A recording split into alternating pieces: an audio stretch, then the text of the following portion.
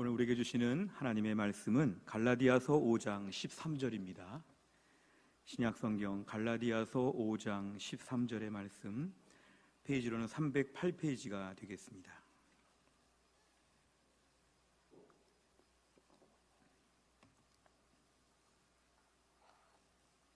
갈라디아서 5장 13절의 말씀,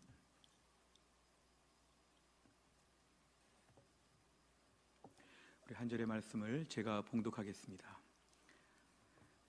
형제들아, 너희가 자유를 위하여 부르심을 입었으나 그러나 그 자유로 육체의 기회를 삼지 말고 오직 사랑으로 서로 종노릇 하라. 아멘. 기도하겠습니다. 하나님, 오늘 저희가 예배를 드리며 이제 하나님 말씀을 듣는 시간입니다.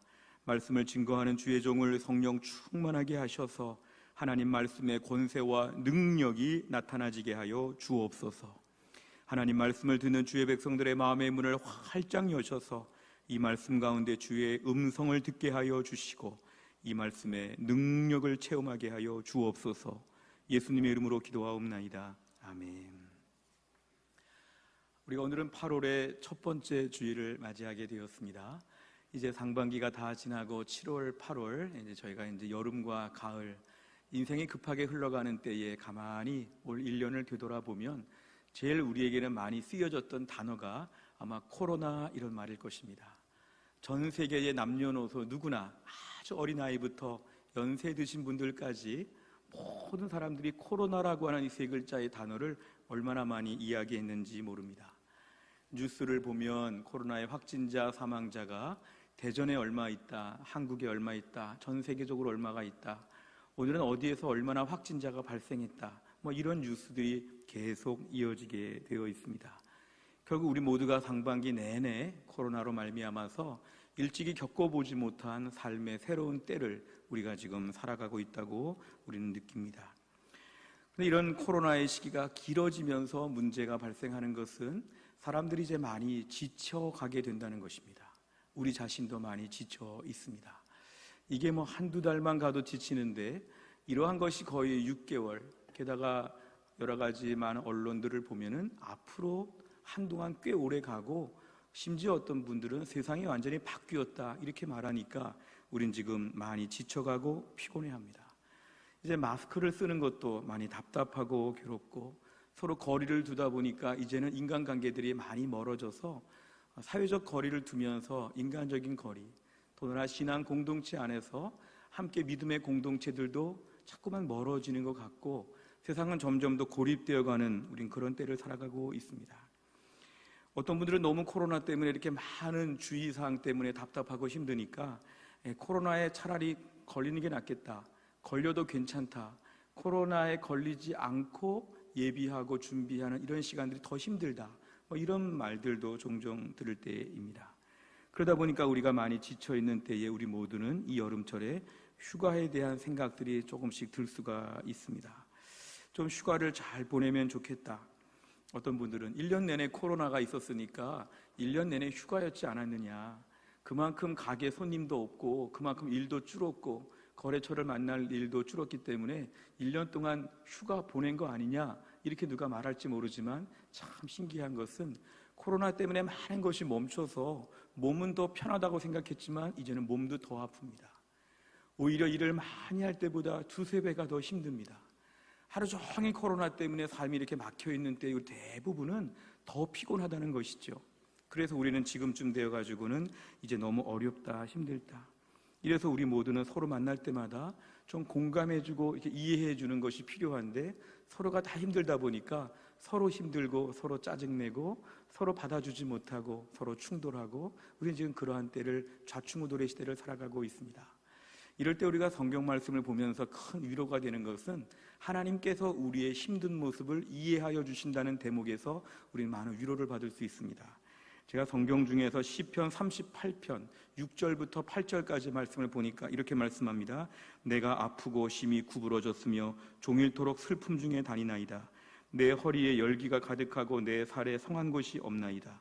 내가 피곤하고 심히 상하였음에 마음이 불안하여 신음하나이다. 아멘. 저는 힘들다고 하는 이야기를 하나님께 투정하듯이 지금 막 이야기를 하는데, 문제는 믿음이 좋은 사람들도 저런 이야기를 한다는 것이죠. 이 말씀이 성경에 기록되어 있다는 것은 하나님께서 오늘 우리가 얼마나 힘든지 불안한지 얼마나 아픈지를 하나님이 알아주신다는 것입니다. 성경에 보면 다 슈퍼맨들이 등장하고 다 대단한 인물들만 등장하면 우리 너무 좀 속상하고 우리 너무 더 마음에 상처가 될 텐데, 성경에 보면은 믿음의 사람들조차도 슬퍼하고 불안하고 지치고 피곤한 이야기를 그냥 이렇게 다 하고 있습니다. 그럼 우리 하나님께서는 믿음이 있어도 힘들 수 있다, 믿음이 있어도 어려울 땐 어려운 것이다, 이렇게 우리를 보다듬어 주시고 하나님이 어루만져 주신다는 것입니다. 우리가 오늘 힘들고 어려운 가운데 주 앞에 나왔는데요, 오늘 말씀을 통해서 하나님이 우리의 모든 형편과 사정 가운데 우리를 용납하여 주시고 위로하여 주시고 우리를 붙잡아 주실 것을 믿으시기를 주의 이름으로 축원합니다. 우리가 올해 휴가철을 맞이하여서 어떤 분들은 휴가를 다녀오신 분도 있고, 어떤 분은 휴가를 계획하시는 분도 있고, 어떤 분은 차마 지금 휴가를 갈 엄두를 못 내시면서 계속 일만 하시는 그런 분들도 우리 가운데는 같이 계실 것입니다. 이럴 때 우리가 공식적이든 비공식적이든, 아니면 휴가가 아주 오랫동안 보내든 휴가를 하루 이틀만 보내든 단 몇 시간만 보내든, 과연 우리가 이 여름철을 맞이해서 이 휴가철에 우리가 어떻게 이 휴가를 보내야 될까? 하나님은 우리에게 이 휴가철, 여름철 이런 시간들을 통해서 우리에게 어떻게 회복되기를 원하시는지, 우리가 오늘 본문의 말씀을 통해서는 이 휴가철 어떻게 믿음으로 보내야 되는가에 대한 말씀을 함께 나눠보려고 합니다. 과연 우리는 무엇으로부터 벗어나는 휴가인지, 과연 우리는 무엇을 향한 휴가인지, 우리가 믿음의 사람으로서 어떻게 이 여름철에 휴가와 자유와 여유를 보내야 될지에 대해서 함께 시간 주의 말씀을 살펴보겠습니다. 오늘 본문의 제목을 보시면 자유라고 하는 단어가 등장합니다. 자유. 이 자유라고 하는 단어는 참 매력적인 단어입니다. 뭐가 생각나십니까? 자유 그러면 마음껏 산다. 이 자유라는 말은 어떤 것도 얽매이기 쉽지 않고 내 하고 싶은 대로 한다, 이런 것이죠. 아무 제한이 없어야 된다.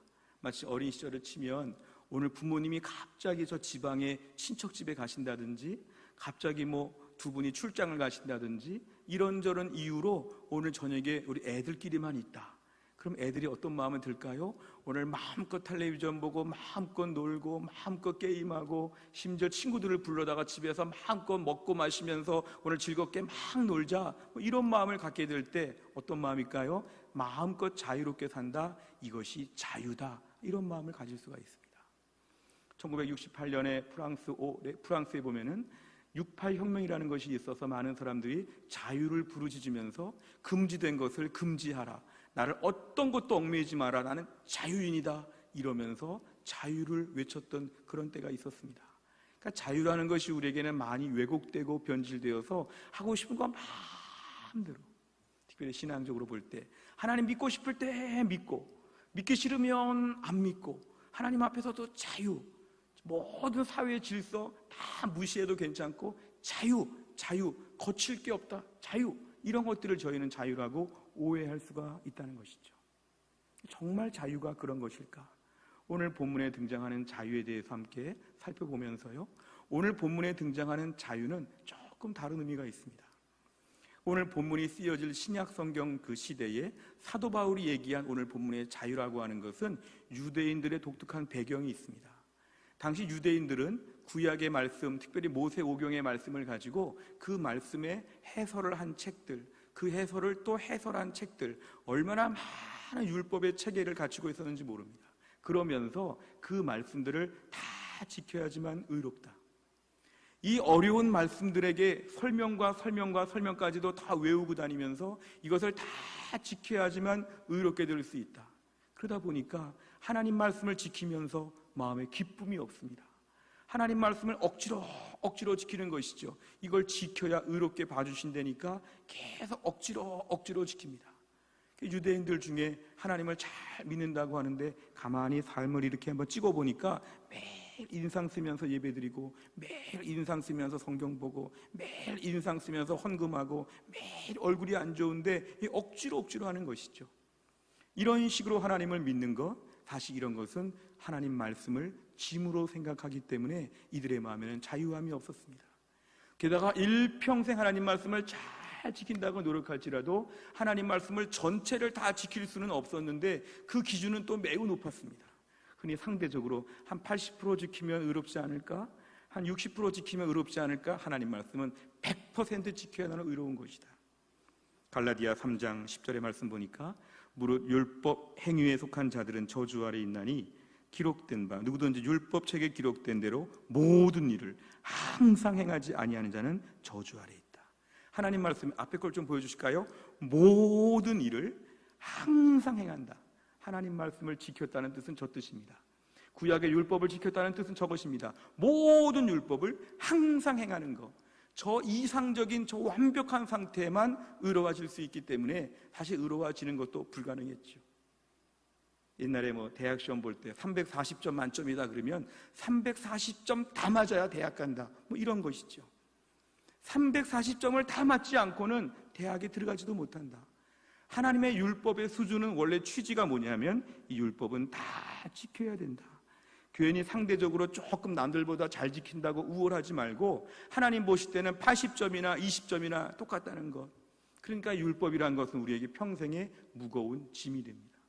잘 지켰다고 말할 수는 없는, 그럼에도 불구하고 유대인들은 늘 자기가 조금 더 율법을 잘 지키고 있다고 교만하고 자랑하고 다니는 게 유대인들의 모습이었습니다. 로마서 3장 20절에 보니까 율법은 의로워지는 우리에게 표시를 주는 것이 아니라 의롭다 하심을 얻을 육체가 없고 율법으로 죄를 깨닫는다는 것은 율법은 우리를 죄인이라고 인정하게 만드는 역할이라는 것입니다. 역시 나는 죄인이구나, 역시 나는 안 되는구나, 이런 것들을 깨닫게 하는 게 율법이지, 율법 오늘 다 지켰네, 오늘 완벽하네, 이런 사람은 한 명도 없다는 것입니다. 그러니까 이 신약 성경 시대에 율법이라고 하는 것은 유대인들에게는 큰 무거운 짐이 되었습니다. 어떻게 율법을 완벽하게 지켜서 의로워질 수 있을까? 그것을 위해서 사람들은 더 인상 쓰고 지치고 짜증내면서 가까스로 막 살아가는 모습. 하나님을 잘 믿는다고 하는 사람들은 더 억지로 율법을 지켜가면서 의로워져야 되는데 어떡하나, 이런 상태인 것이죠. 근데 사도 바울이 정리한 복음에 의하면 우리가 의로워지는 방법은 율법을 지켜서 의로워지는 게 아니라는 것입니다. 갈라디아 2장 16절에 보면 사람이 의롭게 되는 것은 율법의 행위로 말미암음이 아니요 오직 예수 그리스도를 믿음으로 말미암는 줄 알므로 우리도 그리스도 예수를 믿나니 이는 우리가 율법의 행위로서가 아니라 그리스도를 믿음으로써 의롭다함을 얻으려 함이라. 율법의 행위로서는 의롭다함을 얻을 육체가 없느니라. 아멘. 결국 우리가 오늘 율법을 잘 지켜서 힘들든 억지로 하든 짜증을 내든 율법을 잘 지켜가지고 하나님이 의롭다, 이런 것은 불가능하고, 하나님 우리에게 보내주신 독생자 예수 그리스도를 믿으면, 그 예수님 믿으면 하나님께서 우리를 의롭다고 인정해 주시는 이 의, 이것만이 우리에게는 유일한 의가 된다는 것입니다.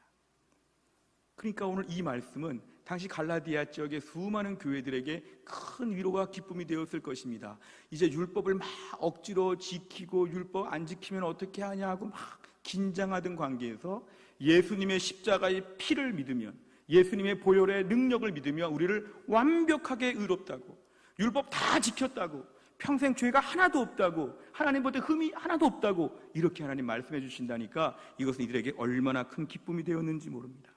갈라디아 5장 1절에 보니까요, 그리스도께서 우리를 자유롭게 하려고 자유를 주셨으니 그러므로 굳건하게 서서 다시는 종의 멍에를 매지 말라. 다시 조금 더 의로워지려고 율법을 막 지키면서 종의 멍에, 율법의 멍에를 일부러 매지 말라. 율법과는 완전히 결별되어서 너는 이제 의롭게 되었다. 이게 바로 복음입니다. 성경은 우리에게 예수 믿고 나서의 가장 큰 변화가 자유를 얻게 되었다고 말씀합니다. 요한복음 8장 32절에 보니까 진리를 알지니 진리가 너희를 자유롭게 하리라. 율법을 지켜가지고 착한 일을 많이 해가지고 우리 하나님 앞에 그 엄한 법 말씀들을 다 지켜가지고 의로워지는 것이 아니라 예수를 믿게 되고 진리이신 예수님을 받아들이고 십자가를 믿게 되면 너는 자유하게 됐다, 의롭게 되었다, 더 이상의 모든 많은 부수 조항들이 필요 없이 너는 오늘 죽어도 천국 갈 수 있게 되었다, 100점짜리가 되었다, 이렇게 우리에게 말씀하여 주신다는 것입니다. 그래서 복음은 우리에게 자유를 갖다 줍니다. 복음으로 말미암아 기뻐하는 것이죠. 교도소에 오랫동안 수감되었던 사람이 드디어 이제 다 감옥에서 나오는 날이 되어가지고 바깥에 햇살을 맞이하는 것처럼 이제 우리는 자유로운 날이 되었죠. 영업정지 당했던 무슨 가게가 그것이 다 풀리게 되어서 마음껏 가게 일을 하는 것처럼 이제는 완전히 자유로운 그러한 때가 우리에게 왔다는 것이죠. 이게 바로 진정한 자유입니다. 성경은 오늘 본문에서 말씀하고 있는 자유라는 것은 이런 것이죠. 율법을 잘 지켜서 의롭게 되는 이 무거운 짐을 가지고 낑낑거리면서 안 되는 일을 가지고 자꾸 해보려고 하는 이러한 것에서 다 풀어지게 되어가지고 완벽한 자유, 예수 안에서 의롭게 되었다고 하는 진정한 율법으로 자유를 누리게 되었다. 이것이 바로 진정한 자유입니다. 근데 이 자유를 이해하면서 우리가 성경 전체에서의 자유를 조금 더 살펴보면 두 가지가 좀 더 있는데, 또 한 가지 자유는 이것입니다. 죄로부터의 자유. 요한복음 8장 34절, 예수께서 대답하시되 진실로 진실로 너희에게 이르노니 죄를 범하는 자마다 죄의 종이라. 우리가 죄의 종이니까 자꾸 죄를 안 지으려고 해도 죄를 또 짓게 됩니다. 내가 이 사람 미워하지 말아야지 하는데 얼굴만 보면 미워집니다. 오늘 이거 악한 일이니까 하지 말아야지 막 결심했는데 상황이 딱 벌어지니까 그냥 스르시 해버립니다. 죄에 대한 컨트롤이 안 되죠. 죄가 우리를 명령하는 것 같습니다. 오늘 이 사람 때려, 오늘 이 사람 미워해, 오늘 이런 것 훔쳐, 오늘 이런 건 못된 짓 해봐, 이런 나쁜 말도 해봐, 막 우리 시키면 우리 옆에서 예 알겠습니다 하고 막 따라다니죠. 이게 바로 우리가 죄의 종이기 때문에 그렇습니다. 죄를 컨트롤이 안 되는 것이죠. 그런데 예수를 믿게 되면 우리가 죄의 종에서 벗어날 수가 있다는 것이죠. 성령의 능력으로 말미암아 죄를 다스릴 수 있게 되었다는 것. 죄가 우리를 지배하려고 할 때마다 성령의 능력으로 이길 수 있다. 죄를 안 지을 수 있는 자유, 유혹의 시간을 이길 수 있는 자유가 우리에게 새로 주어진 것은 죄로부터의 자유, 죄의 종에서 벗어나는 자유가 우리에게는 주어졌다는 것이죠. 이게 우리에게 매우 중요한 자유 중에 하나입니다. 마음에는 원이로되 육신이 약하여 성령의 능력으로는 이길 수 있게 만들어 주신다는 것입니다. 또 한 가지 자유는 뭐냐 하면 죽음에 대한 자유가 있게 되었습니다. 히브리서 2장 15절에 보니까 죽기를 무서워함으로 한평생 매여 종노릇하는 모든 자들, 우리들 얘기하죠. 죽음이 그렇게 무섭습니다. 우리에게 뭐 돈도 뺏어가고 명예도 뺏어가고 다 뺏어가도 목숨만 살려달라고 합니다. 왜냐하면 죽음에 우리가 종으로서의 끌려다니기 때문에 죽음이 그렇게 무섭습니다. 죽는 순간이 인생 제일 최악입니다. 근데 문제는 죽고 난 다음에 지옥의 형벌을 받을 걸 생각하니까 너무 무서운 것이죠. 일평생 죽기를 무서워하여서 계속 목숨만 살려달라고 죽음 앞에서 자유가 없는 것이죠. 근데 예수를 믿은 이후에 우리에게는 예수님으로 말미암아 구원을 받게 되었고 영생을 얻게 되었기 때문에 더 이상 죽음이 우리 앞에서 주인 노릇을 못한다는 것이죠. 성도들에게는 죽음이 천국에 들어가는 문이 된다는 것입니다. 죽고 나면 우리에게는 끝이 아니라 영원한 생명이 있고 천국에서 영생의 축복을 누리게 된다는 것입니다. 더 이상 우리가 죽음 앞에서 쩔쩔맬 필요가 없는 것은 이 죽음이 우리를 어떻게 못한다는 것이죠. 죽음 너머에 있는 영생, 천국을 저희는 보장받았기 때문에 그렇습니다. 우리가 정리하면 이런 것인데요, 오늘 본문에 말씀하고 있는 자유라고 하는 것은 억지로 율법을 지키고 행위를 잘해가지고 그럼 뭔가 구원을 받지 않을까 막 몸부림치고 애쓰고 하기 싫어도 하나님 앞에 뭘 해야 되고 이러한 모든 율법적인 조항에서부터 우리는 자유하게 되었고 십자가의 능력으로 구원을 받게 되었다는 이 놀라운 자유. 오늘날 저희들의 자유는 이런 것이죠. 우리가 오늘날 죄를 짓지 않을 수 있는 자유를 취득하게 되었다. 죽음이 더 이상 우리에게 막 왕처럼 우리를 다스리지 못하는 죽음에서부터 벗어날 수 있는, 죽음의 공포에서 이길 수 있는 우린 자유를 얻게 되었다. 이게 바로 복음이 우리에게 주는 놀라운 자유의 모습들입니다. 지금까지 말씀드린 이런 자유를 저희가 예수를 믿고 나서 누리게 되었는데, 우리가 보통 이런 자유를 얻게 되었다고 할 때 이 갈라디아 지역의 수많은 교회들은 이런 자유를 얻게 되면서 어떤 식의 반응을 보였는가? 오늘 본문에 의하면 하나님이 주신 그 자유를 가지고 육체의 기회를 삼았다는 것입니다. 육체의 기회라는 말은 자기의 정욕대로 살 수 있는 이제 특허권을 가진 것이죠. 마음껏 못된 짓을 해도 나는 괜찮아. 율법 마음대로 어기고 마음대로 살아도 나는 괜찮아. 나는 자유야. 오늘 본문의 이 사람들, 갈라디아 교회 사람들은 육체의 욕망을 채우는 것으로 자신들이 얻게 된 자유를 쓰게 되었다는 것이죠. 그러니까 결국 하나님의 놀라운 자유를 얻게 되었을 때 인생이 더 망가지게 되었다는 겁니다. 오히려 갈라디아 교회 성도들은 갈라디아 주변의 불신자들보다 더 못되게 살 수 있는데, 왜냐하면 복음을 어설프게 알아가지고 내 자유인데 뭐 행위는 관계없어, 나 믿으면 참 좋아, 믿음으로 구원받았으니까, 이러면서 온갖 못된 짓을 다 해도 이들은 복음 안에서 매우 떳떳함을 갖추는 아주 이상한 모습이 있었습니다. 오늘날로 치면 사장님이 직원들에게 너무 잘해줘야겠다 결심을 했습니다.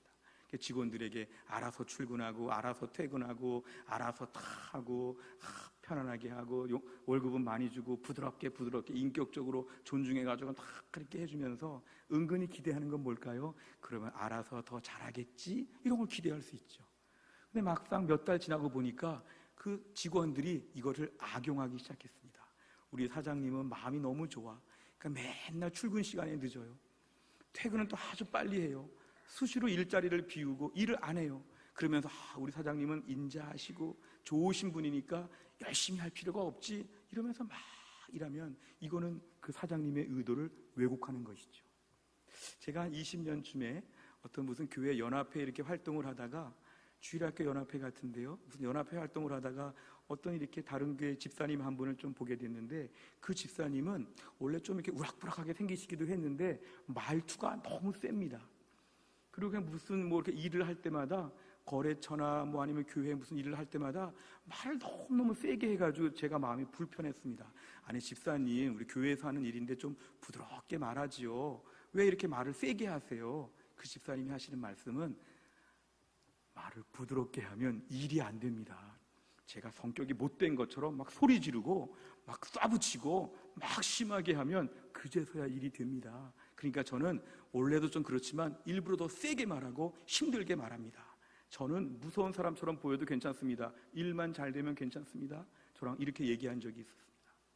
하나님께서 이스라엘 백성들에게 오늘 본문의 말씀에서 복음을 알려주시면서 하나님의 사랑과 인자하심과 모든 걸 다 풀어줬는데, 갈라디아 교회 성도들은 자유가 많아졌다고 생각하니까 이 자유 때문에 오히려 신앙생활을 못한다는 것이죠. 내 자유니까 더 신앙생활을 이상하게 했다는 것이죠. 결국 갈라디아 교회 성도들은 복음을 알고 사도 바울의 설교를 들을수록 점점점 방종주의자로 전락하게 되었습니다. 율법을 다 지켜야 되는 게 아니야, 율법 안 지켜도 괜찮아, 은혜야 은혜. 누가 막 열심히 기도하고 열심히 교회 가고 매일 성경 보고 큐티하고 매일 봉사하고 땀 흘리고 막 일을 하면 가가지고 하나님이 다 은혜로 주실 것인데 왜 그렇게 수고를 해? 왜 기도를 그렇게 해? 왜 그렇게 열심히 일을 해? 나처럼 편안하게 예수 믿지. 다 은혜야, 다 은혜. 다 믿음으로 구원받는데 그렇게까지 애쓸 필요가 없어.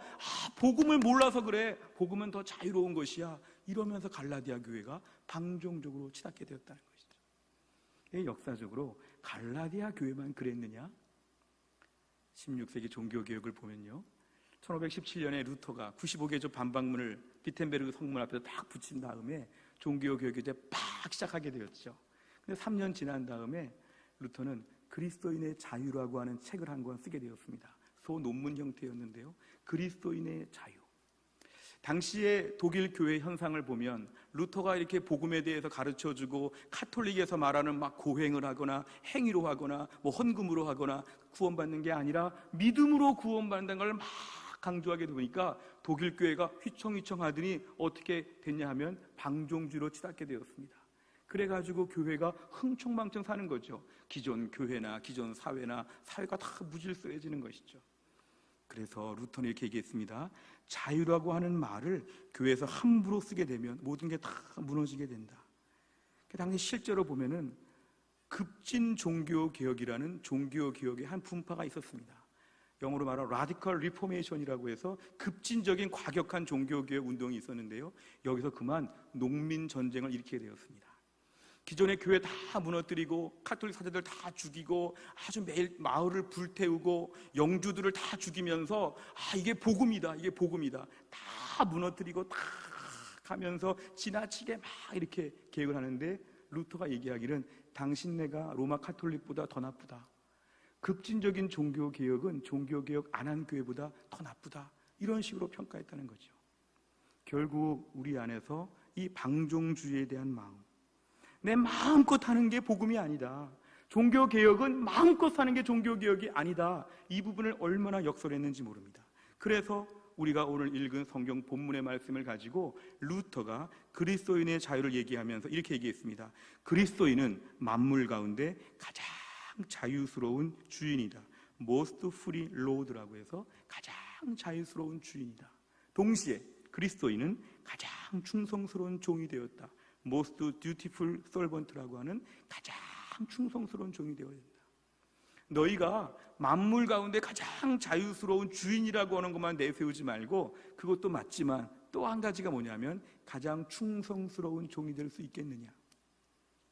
오늘 본문의 말씀에 의하면 우린 정말 복음 안에서 떳떳하고 당당하고 예수 안에서의 기쁨과 천국의 확신을 가지고 마음껏 살 수 있는 특권을 누리고, 내 아버지 집에서 마음껏 사는 것처럼 당당하게 살 수 있는 특권이 있지만, 동시에 그 특권을 가지고 어디에 쓰느냐 하면 가장 낮은 종처럼 써야 된다. 이게 바로 그리스도인의 자유의 중요한 내용이었습니다. 하나님을 섬기되 그 하나님이 주시는 그 자유를 가지고 하나님을 더 잘 섬길 수 있는 자유, 이런 자유를 얻게 되었다. 하나님이 주시는 자유를 가지고 이웃을 더 잘 섬길 수 있는 자유를 얻게 되었다는 것이죠. 하나님을 어떻게 더 잘 섬길 수 있을까? 주일 예배를 몇 시에 가면 좋을까? 예배 때 어떻게 찬양하면 좋을까? 내가 어떻게 오늘 하나님 앞에 봉사할 수 있을까?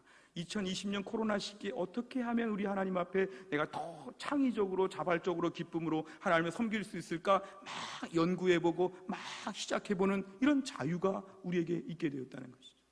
동시에 우리 가정과 이웃에서 어떻게 섬겨야 될까? 어떤 식으로 해주면 내 가족과 이웃들 앞에 기쁨으로 잘 섬길 수 있을까? 이러면서 자신의 자유를 얻게 되었다는 것이죠. 진정한 자유라고 하는 것은 루터에 의하면 하나님 앞에서의 자유를 통해서 하나님을 더 잘 섬기고 이웃을 더 잘 섬기는 자유로 이 자유가 쓰임받아야 한다는 것입니다. 베드로전서 2장 16절에 보면은 너희는 자유가 있으나 그 자유로 악을 가리는 데 쓰지 말고 오직 하나님의 종과 같이 하라. 우리가 오늘 자유가 있으면 이 자유를 가지고 악한 일을 마음껏 하는 자유로 쓰지 말고 하나님의 종처럼 사는 자유로 그 자유를 여기에다가 쓰라는 것입니다.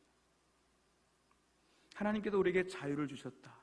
마치 우리에게 물질을 한 1,000만 원 주셨다 하는 것처럼 그 1,000만 원 가지고 내 혼자 쓰는데 막 쓰는 게 아니라 그 1,000만 원 가지고 주를 위해서 막 쓰는 것처럼 하나님 앞에서 내가 어떻게 나의 모든 자유를 쓸까?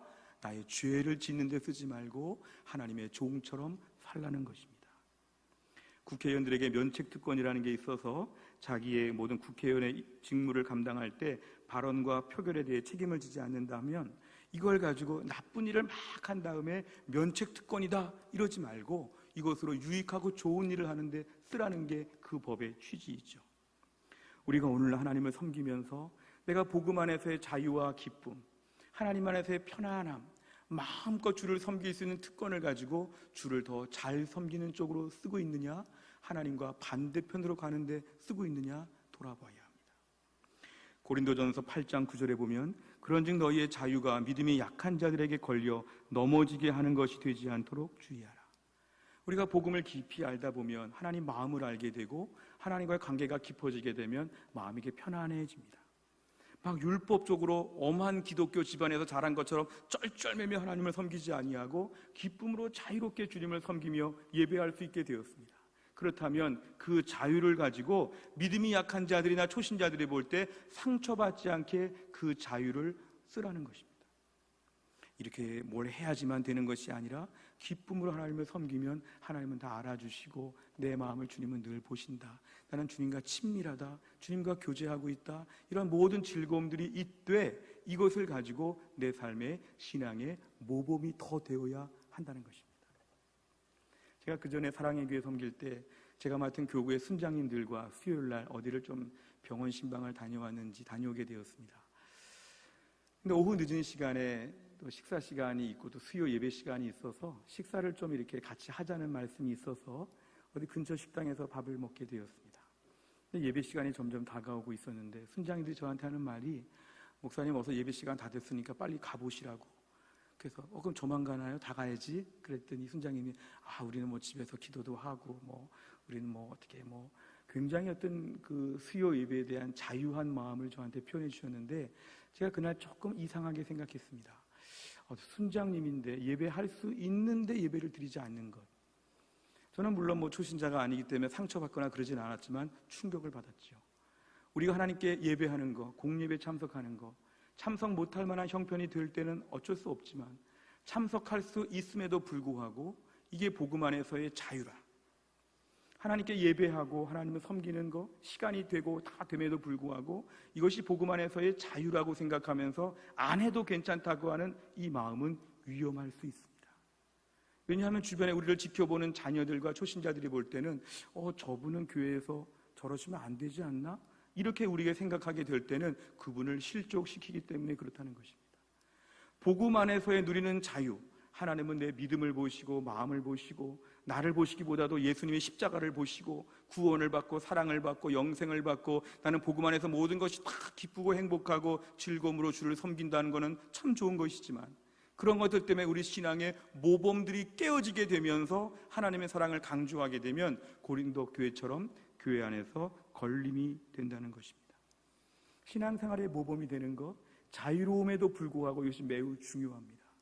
우리가 오늘날 그렇게 해야지만 구원받는 거, 이건 아니지만 구원을 받았기 때문에 기쁨과 자발적인 마음을 가지고 주를 위해 더 잘 섬기는 것, 이것이 우리에게는 매우 필요합니다. 우리가 오늘 자유를 얻게 되었다. 요한일서 3장 3절에 보니까 주를 향하여 이 소망을 가진 자마다 그의 깨끗하심과 같이 자기를 깨끗하게 하느니라. 자기를 깨끗하게 할 때 그 자유를 쓰라는 것이죠. 어떻게 하면 내가 더 깨끗해질 수 있을까? 어떻게 하면 믿음이 더 좋아질 수 있을까에 하나님이 주시는 그 자유를 나한테 도입하고 쓰라는 것입니다. 그래서 이 자유가 결론적으로는 믿음을 더 굳세게 세워주는 일에 이제는 자발적으로 쓰임받는 자유가 되어야 한다는 것입니다. 우리가 지금 무더운 여름철을 앞에 놓고 우리에게는 자유, 휴가, 여유 이런 것들을 조금씩은 우리가 갖게 될 수 있는데, 이럴 때 우리들의 마음의 방향을 결정해야 됩니다. 하나님과 멀어지는 자유인가? 하나님과 가까워지는 자유인가? 하나님으로부터 벗어나는 자유인가? 하나님과 더 친밀해지는 자유인가? 시간이 많아지고 마음의 여유가 있을 때 내가 그 시간을 통해서 하나님 말씀을 더 묵상하고 하나님의 은혜를 더 묵상하고 더 주님을 찬양하고 온전히 섬기기 위해서 내 마음을 정리하면서 내가 그쪽에 투자하고 있는가? 아니면 내가 자유롭게 복음 안에서의 자유롭게 이 자유를 가지고 하나님과 자꾸 도망가려고 하고 있는가? 우리의 심령은 하나님 안에서만 쉴 수 있음을 믿어야 합니다.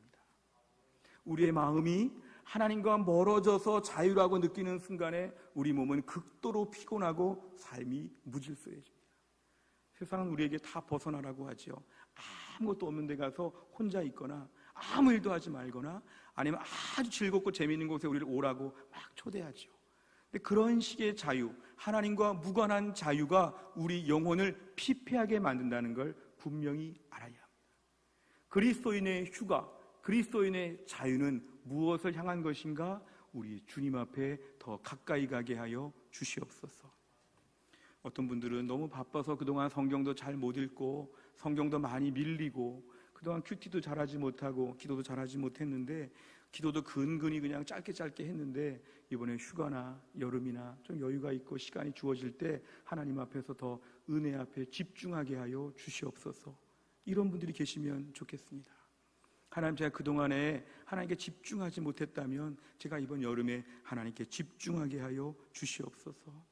그동안에 믿음으로 산다고 하면서도 자꾸 하나님으로부터 벗어나는 탕자가 지금 막 도망가는 것 같은 그런 자유를 꿈꾸며 살았습니다. 예배조차도 자유가 좋고 기도조차도 거기서 벗어나는 자유가 좋고 뭔가 공동체 안에서 자꾸만, 더군다나 코로나 시기에 우리의 믿음이 자꾸만 도망가는 자유만 생각했습니다. 주님, 이제는 자발적으로 주님 앞에 뛰어오는 자유를 누리게 하여 주시옵소서. 누가 시켜서 율법적인 부담감 이런 게 전혀 아님에도 불구하고 하나님께 막 성큼성큼 뛰어올 수 있는, 예배당의 자리에도 막 뛰어나올 수 있는, 방법을 다 동원해서라도 하나님과 더 가까워질 수 있는 은혜 앞에 뛰어오는 기쁨의 자유를 우리에게 허락하여 주옵소서. 에베소서 5장 10절의 말씀 보면 주를 기쁘시게 할 것이 무엇인가 시험하여 보라. 주님, 그동안 별로 시험을 못 해봤는데요, 이번 여름에 시험해 보겠습니다. 어떻게 하면 주를 더 기쁘시게 할까? 내 그동안의 모든 신앙생활, 경건생활, 예배생활, 교회생활을 다시 한번 다 돌아보면서 이번 여름에 하나님 앞에 더 성큼성큼 뛰어나게 하여 주옵소서. 요즘 한국교회가 예배 시간에 모이지 말라, 찬양하지 말라, 소모임하지 말라 이런 얘기를 많이 들으니까 어떠신가요?